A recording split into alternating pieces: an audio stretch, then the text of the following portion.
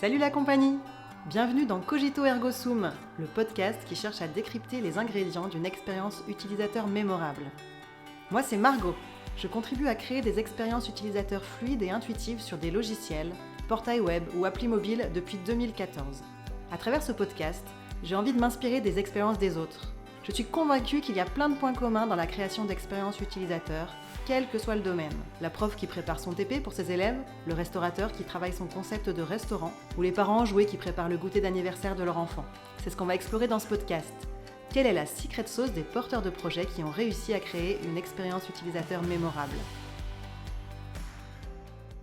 Je reçois aujourd'hui Charlotte Roland, docteur en neurosciences et cofondatrice de Newbrain, où elle fait notamment du conseil autour de la conception et de l'évaluation de produits dans les secteurs de l'industrie et du luxe. C'est amusant car avec Charlotte, on a fait les mêmes études. Et j'avais pas réalisé avant ce podcast qu'on avait au final pris des directions très similaires après nos études.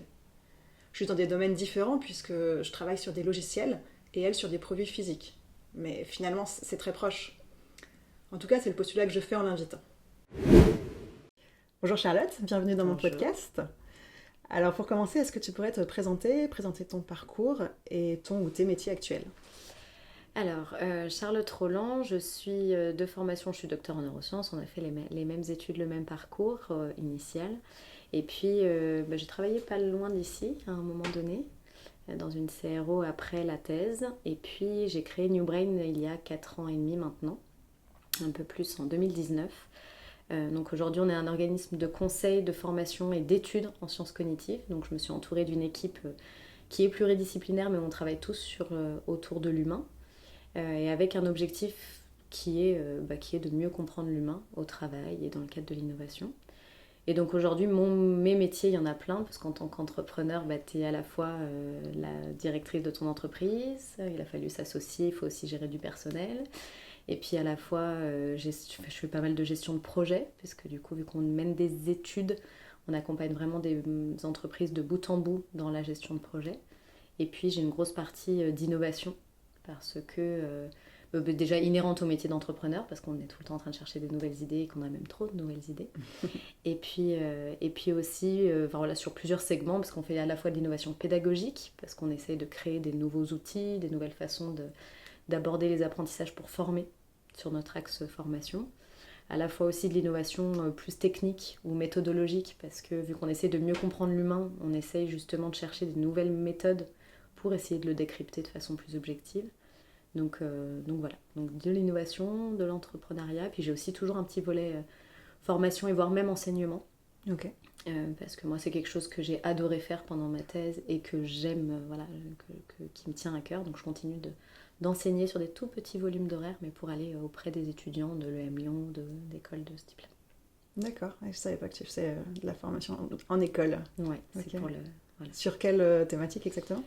Alors on a plusieurs thématiques, on a des thématiques liées à de l'innovation, et ça on en reparlera je pense dans le cadre du podcast, et puis il y a des thématiques liées au management et ressources humaines, mieux comprendre l'humain au travail, parce que finalement on réalise que sur des parcours typiquement RH, moi j'interviens en Master 2, dernière année, dernier semestre, c'est-à-dire que dans quelques semaines après, ils vont être sur le marché du travail, et en fait on leur a jamais parlé ni de neurosciences, ni de sciences cognitives, ni de ressources, de comment fonctionne l'humain au travail avant que j'arrive. Donc ils sont au départ très surpris, ils se demandent ce que je fais là, et puis à la fin finalement très intéressés parce qu'on leur a beaucoup parlé de comment on va gérer des payes, comment on va gérer les collaborateurs, mais pas forcément en tant que collaborateur de quoi on a besoin pour s'épanouir, pour être motivé, pour être engagé au travail, etc. Donc on essaie d'aborder ces sujets. Ok. Super intéressant. Ça mériterait sans doute un deuxième épisode. Je te réinviterai l'année prochaine. Et du coup, là, aujourd'hui, on est plus là pour parler de conception. Donc, quand tu fais du conseil en conception, tu fais parfois du conseil sur les phases amont des projets, c'est ça? Comment ça se passe dans ces cas-là? Alors, nous, on essaye le plus possible d'accompagner les projets de bout en bout.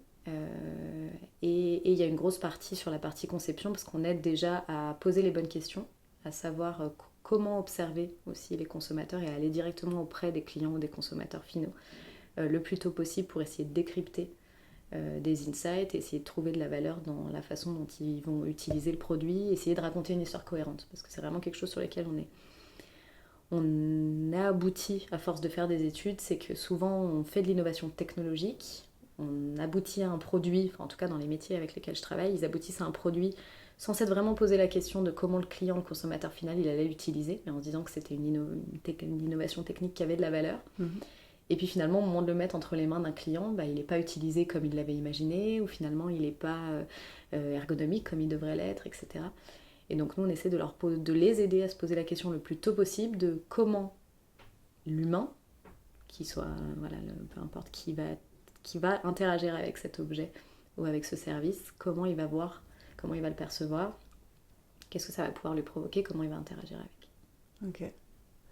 Et alors déjà, petite parenthèse, est-ce que tu peux nous donner des exemples de produits sur lesquels tu travailles pour qu'on se projette un petit peu mieux? Ça peut être assez varié. La plupart du temps, c'est du produit physique. Ça va être une montre, ça va être un boîtier une crème cosmétique, ça va être une brosse à dents, ça va être des objets sur lesquels on accompagne la partie innovation jusqu'à la partie, soit on teste des créations, soit on les accompagne à questionner le besoin, faire émerger des insights pertinents, activer ces insights-là, et ensuite c'est eux qui font la partie création. Donc on travaille avec des entreprises d'innovation pour cette partie créative que nous, on ne fait pas. Okay. Donc soit ça va être ça, soit ça va être même de l'innovation de service, c'est-à-dire qu'on va travailler avec des mutuelles, avec des banques qui ont envie d'améliorer leur relation client, d'améliorer l'accueil des clients, d'améliorer la prise en charge des plaintes, de mieux comprendre leurs clients pour essayer d'avoir un service qui soit... C'est pas que du produit. Non, c'est pas que du produit. Ça marche. Et du coup, donc, comment tu t'y prends? C'est quoi l'approche vraiment concrètement quand quelqu'un fait appel à tes services? Alors ça va dépendre de où ils en sont dans le process, mais souvent nous on essaie de les faire reculer un petit peu, en tout cas pour faire le pas de côté. Nous on est vraiment là pour les aider à questionner des évidences que eux ont, qui sont peut-être des évidences pour eux, parce qu'ils ont des habitudes, ils ont des automatismes liés à leur métier qu'ils connaissent tellement bien et sur lesquels ils sont souvent tellement experts, et beaucoup plus experts que nous puisqu'ils le font au quotidien, qu'ils sont allés très très loin sur une dimension, et nous on les aide à se questionner sur finalement est-ce qu'il n'y a pas d'autres dimensions qui ont été laissées de côté. Et est-ce que c'est vraiment la vision globale de comment le produit va être utilisé ou de ce que pourrait apporter le produit au client? Donc on est vraiment là sur aider à questionner, aider au questionnement, aider à faire ce pas de côté et aider à se dire finalement est-ce que quand le client, le consommateur, il va avoir le produit en main, qu'est-ce qui va rentrer en ligne de compte? Est-ce qu'il y a d'autres facteurs, et d'autres facteurs plus humains, liés à l'utilisation de ce produit-là? Et donc concrètement comment ça se passe? On va les aider déjà à cadrer en tout cas par rapport nous à la grille de lecture qu'on a, essayer de voir pas à pas quels sont les facteurs qui pourraient influencer l'utilisation du produit. Et puis ensuite on va surtout faire des études, donc on va aller étudier de l'implicite, on va aller au-delà de ce que le consommateur ou ce que les tests utilisateurs peuvent nous dire pour essayer de voir qu'est-ce qui en fait guide vraiment l'appréciation ou la satisfaction vis-à-vis d'un produit, en allant s'intéresser à ce que les gens ne disent pas, mais plutôt ce qu'ils ressentent, des petits signaux faibles sur la façon dont ils vont interagir avec le produit, qu'ils n'ont pas forcément verbalisé, qu'ils avaient du mal à l'ouvrir, mais que finalement on voit qu'il y a un irritant à ce moment-là, et que c'est finalement un axe de travail sur lequel ils n'avaient pas pensé à travailler, etc. Donc on essaie d'aller détecter des choses, ce qu'on appelle nous de l'implicite, ou des choses moins perceptibles sur lesquelles aujourd'hui ils n'ont pas forcément prêté leur attention. Ok, donc là tu donnes l'exemple d'une boîte qui s'ouvre pas bien. Là on est déjà presque dans l'évaluation. Ou alors est-ce que l'évaluation fait partie finalement de la... L'évaluation, en fait, on essaie le plus tôt possible de mettre en main un prototype, une maquette, une idée, que ce soit même un 3D sur un écran, pour que le consommateur puisse se projeter dans ce avec quoi il va devoir interagir, et qu'en fait il puisse se mettre en condition mais même je prends un exemple logiciel, de dire au départ mon besoin j'ai un cahier des charges très précis, puis finalement j'ai pas du tout parlé d'un besoin qui va être de quand je vais me connecter, des informations que je vais avoir besoin de mettre dans les informations de connexion, de ce que je vais vouloir faire après, de la data, et en fait tout ça des fois on oublie d'en parler, et c'est en se projetant sur l'utilisation, en regardant un parcours de comment on va interagir avec le client, qu'on va pouvoir aider même à la conception en amont. Donc on essaye aussi de gratter certaines croyances ou certaines représentations qu'ils ont sur certains besoins, et d'essayer de voir finalement est-ce qu'il n'y a pas derrière des croyances qui se cachent ou des représentations implicites où en fait ils ne se sont pas rendus compte que ça pouvait énormément conditionner l'utilisation qu'ils allaient en faire.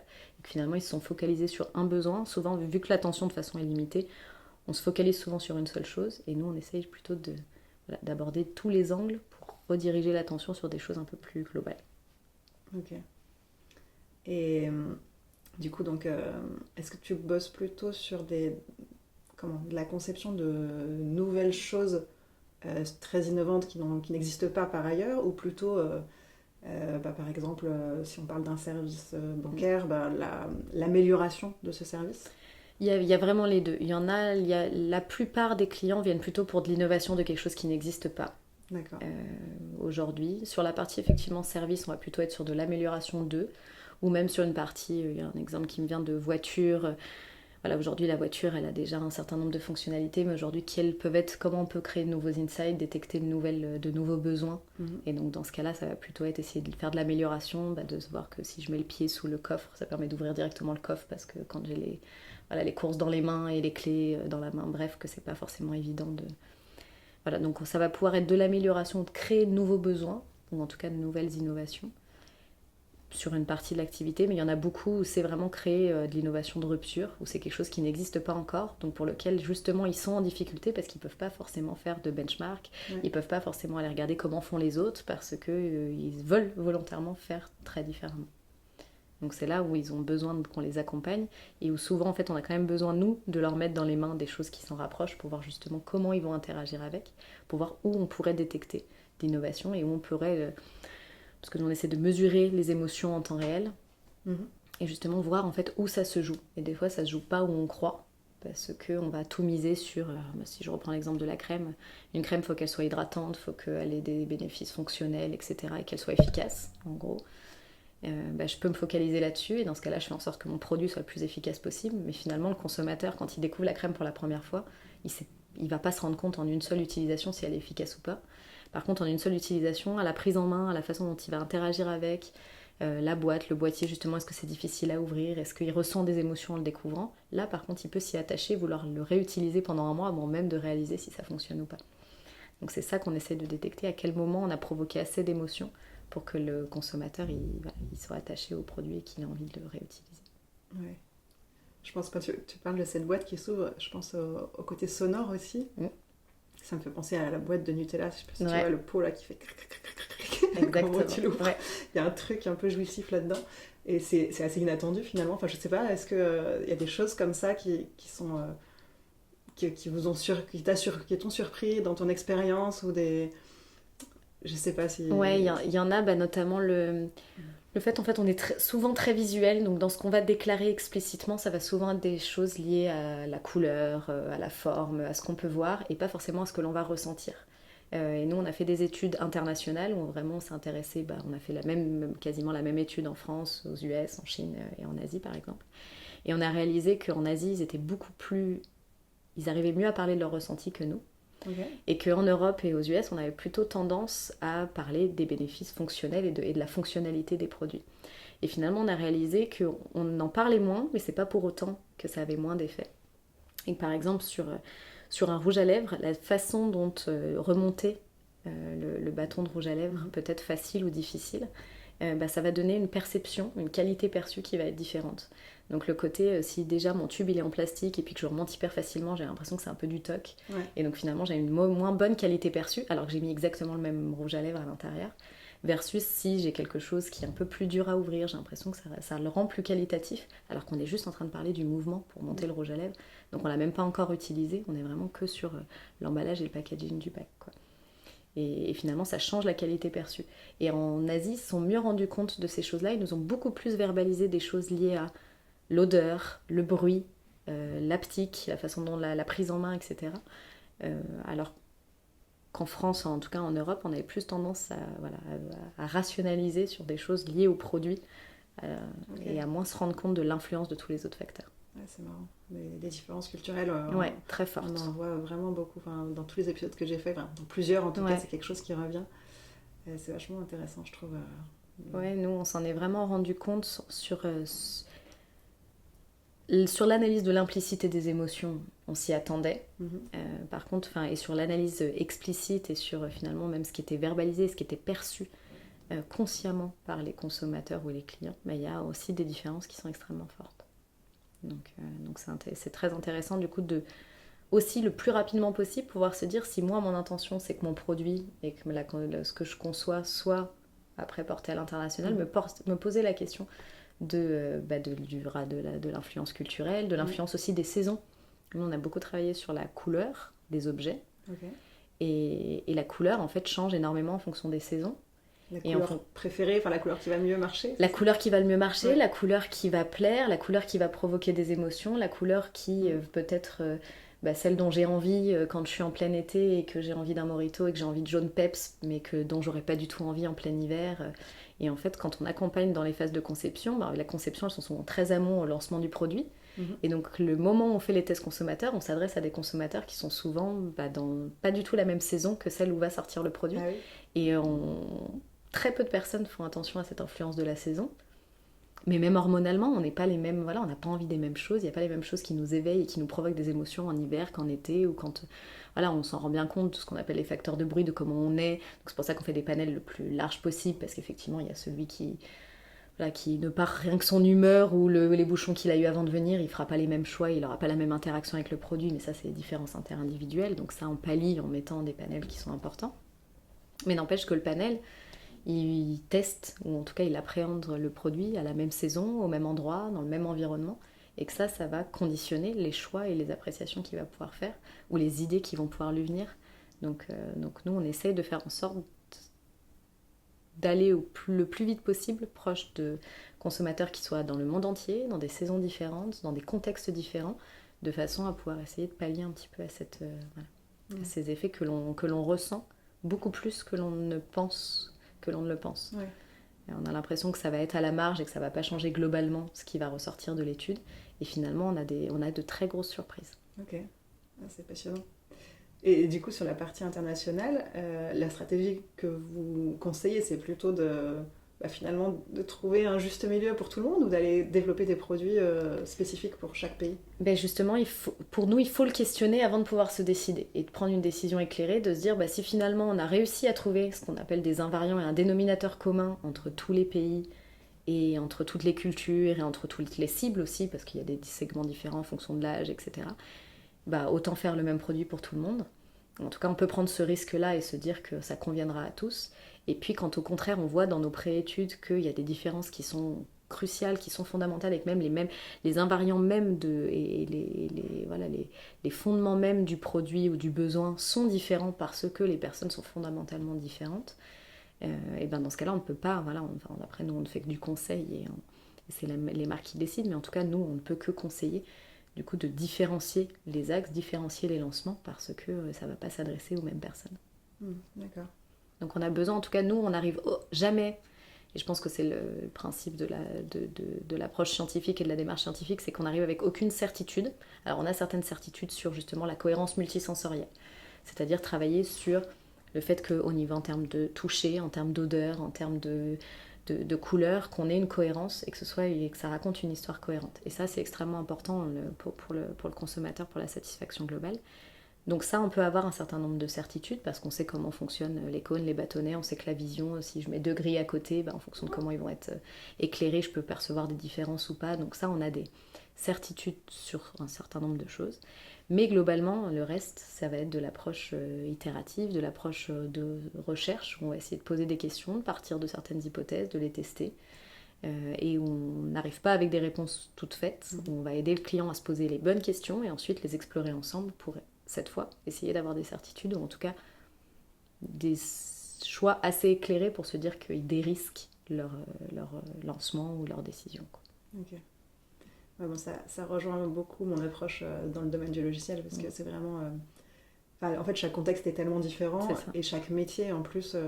on peut avoir l'impression que du logiciel c'est du logiciel, mais en fait non, un logiciel de gestion de paie ou un logiciel... une appli plus pour du grand public, pour un réseau social. J'ai jamais bossé là-dessus, mais on peut l'imaginer.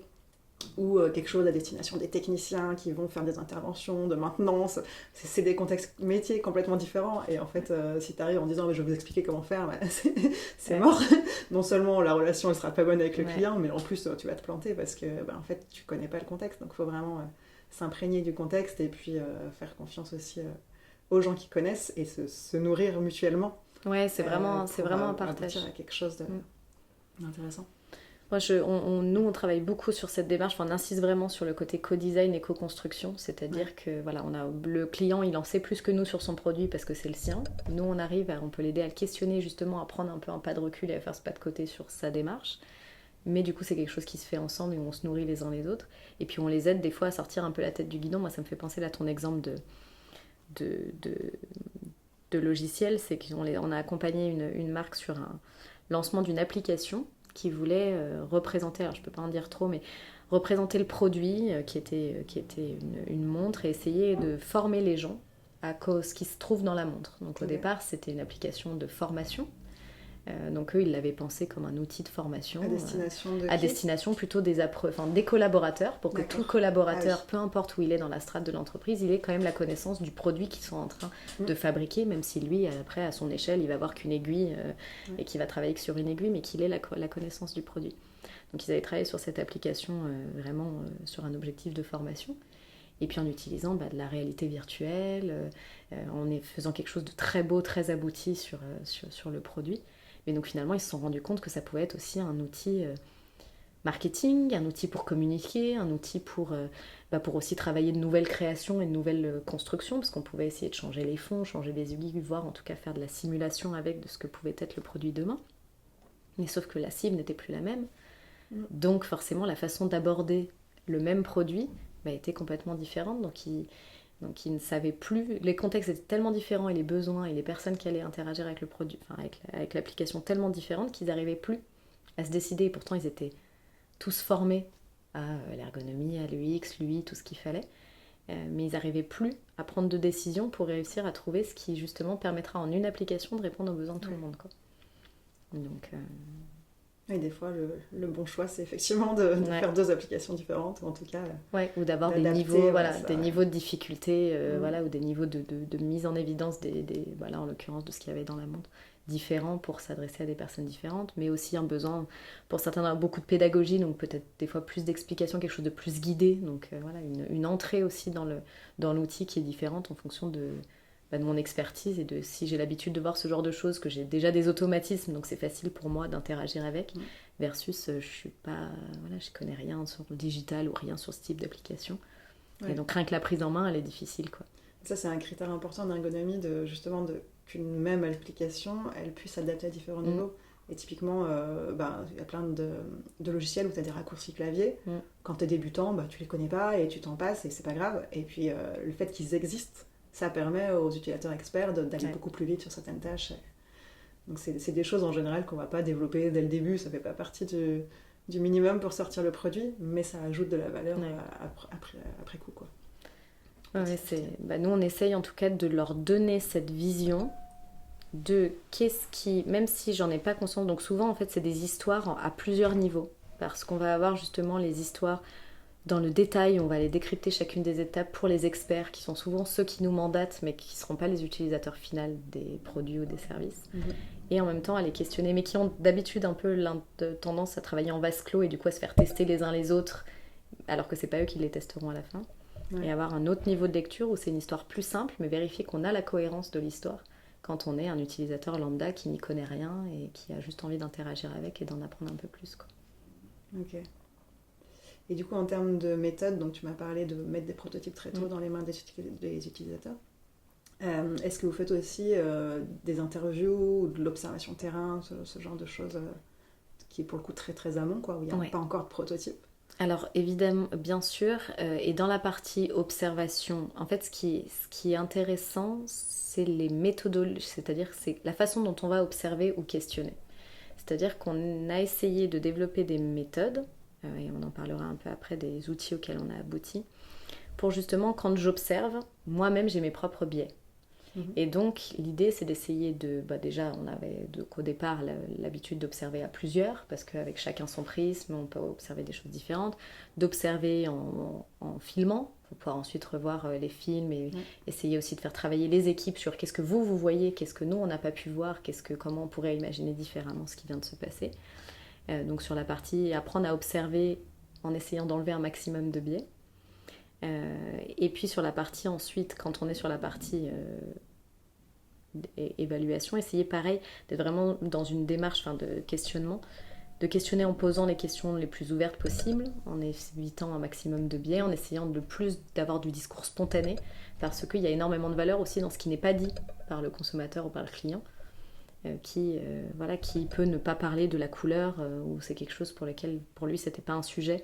Et c'est intéressant de savoir que c'est pas un sujet, mais forcément, si on lui pose des questions sur toutes les étapes, sur toutes les fonctionnalités du produit, il finira par donner une réponse, par rationaliser a posteriori, et finalement dire ce qu'il en pense, alors que c'est pas quelque chose qu'il avait vu consciemment au départ. Donc on essaie vraiment de guider les entretiens en 2 phases, une partie discours spontané, où on les laisse vraiment explorer, c'est-à-dire en divisant les sens presque. C'est-à-dire que d'abord je regarde mais je ne touche pas, ensuite je me coupe de la vue mais par contre je ne fais que toucher. Et en fait, essayer de regarder le produit sous différents angles et de façon spontanée, avant ensuite d'avoir une analyse plus critérielle, où là, on va pouvoir poser des questions beaucoup plus dirigées pour essayer de savoir pas à pas sur différentes choses qui nous questionnent, quel est l'avis des consommateurs. Et donc, c'est un process en plusieurs étapes, et en partant du plus large, du plus large au départ, du discours spontané et du discours par sens, avant d'entrer dans la découverte, donc comment ils interagiraient avec. Donc avant même de le toucher, il y a déjà beaucoup qui se passe dans l'interaction avec, avant de rentrer, de mettre les mains dessus ou dedans si on parle d'un logiciel. Ok, c'est intéressant. Ouais, pour le coup, dans le logiciel, j'ai pas cet aspect multisensoriel. Enfin, si, forcément, il y a... mais c'est surtout la vue et puis la compréhension, quoi. Mais par contre, le côté discours spontané, je fais exactement la même chose. Moi, je vais vraiment essayer d'intervenir le moins possible pendant un test utilisateur. Et à la fin, là, je vais poser des questions sur s'il y a des choses justement, des sujets qui n'ont pas été abordés, et c'était important pour moi d'avoir un avis là-dessus. Mais, ou si j'ai vu quelque chose et puis que j'ai envie de revenir, qu'est-ce qui s'est passé à ce moment-là. Mais pendant la durée du test, je vais juste observer et puis les encourager à verbaliser, quoi. Ouais. On m'avait demandé de faire une interview il y a quelques années. Justement, la différence entre... Alors là, c'était sur un sujet de mode, mais justement, maintenant qu'il y a des avatars pour tout, du digital pour tout, du métaverse, qu'on est très dans le digital, justement, à quel point ça pouvait être différent pour un client de voir un produit en vrai dans une vitrine ou dans une boutique versus voir le même dans le métaverse, où on se coupe d'un certain nombre de sens, où à minima, en tout cas, on n'a plus l'olfaction et on n'a plus le toucher, quoi. Ouais. Et il s'était rendu compte que, déjà qu'il y avait une différence quand même effectivement entre les deux, donc un logiciel, effectivement, tu n'as pas tous les sens qui sont en éveil, mais que plus tu rendais ton logiciel ou ton application, en tout cas ton digital, multisensoriel, en ajoutant des retours sonores, en ajoutant de la reconnaissance vocale, par exemple, pour pouvoir rendre l'interaction plus fluide, pour pouvoir aussi la rendre plus inclusive si on a un public de personnes qui ont des besoins particuliers, et plus finalement l'expérience était riche. Et donc c'était quand même intéressant de travailler sur la partie design multisensoriel avec les sens sur lesquels tu pouvais travailler, mais pour enrichir l'expérience qui était vécue, l'expérience émotionnelle qui était vécue par les clients ou consommateurs. Oui, c'est vrai que, je ne vais pas parler du son, mais alors ça dépend vraiment des logiciels, mais pour tout ce qui est appli, typiquement sur les réseaux sociaux, il y a beaucoup de vidéos, il y a beaucoup... ou de messages sonores, etc. C'est quelque chose d'important. Ouais. Après, sur des applications plus professionnelles, souvent, ça va être plus gênant qu'autre chose d'avoir du son, parce que si tu es dans un environnement bruyant, tu vas pas l'entendre. Si au contraire, tu es dans un environnement calme, ça va gêner. Voilà. Donc, c'est pour le coup, moi qui bosse plus sur des applis professionnelles, j'utilise très rarement, voire jamais le son. Mais c'est vrai que je me pose même pas la question, en fait. C'est intéressant de se poser la question à minima.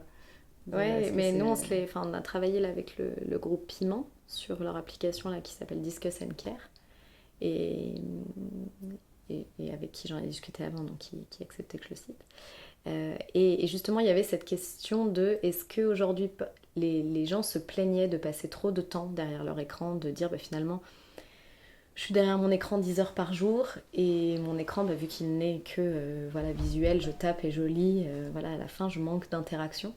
Et donc il se posait la question justement d'ajouter de la reconnaissance vocale, d'ajouter des choses où ça peut déranger effectivement les autres. Donc quand tu es dans un contexte de flex office où finalement il y en a plein qui sont dans le même bureau au même moment et puis finalement il y a des fois où tu es chez toi, tu peux... En fait les contextes du coup varient tellement dans une même semaine que c'était difficile de trouver ce dont je peux avoir besoin quand je suis tout seul chez moi et où je peux trouver ça sympa de plutôt dicter mes mails, avoir de la reconnaissance vocale et être plutôt dans l'oral que dans l'écrit parce que j'ai déjà mon écran tout le reste de la journée.